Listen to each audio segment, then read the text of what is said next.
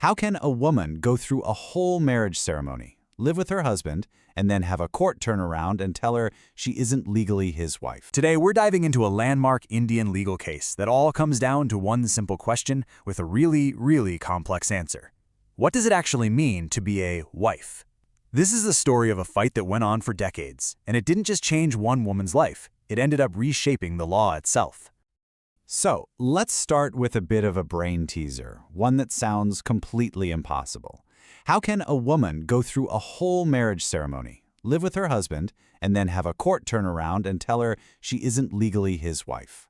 I know, it sounds like a contradiction, right? But this was the exact question at the very heart of a long and difficult legal battle.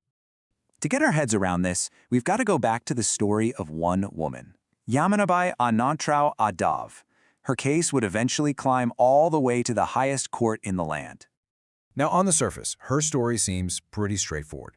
You've got a marriage in 1974, then just a week later, she leaves because of alleged mistreatment, and by 1976, she's filing for financial support. Simple enough.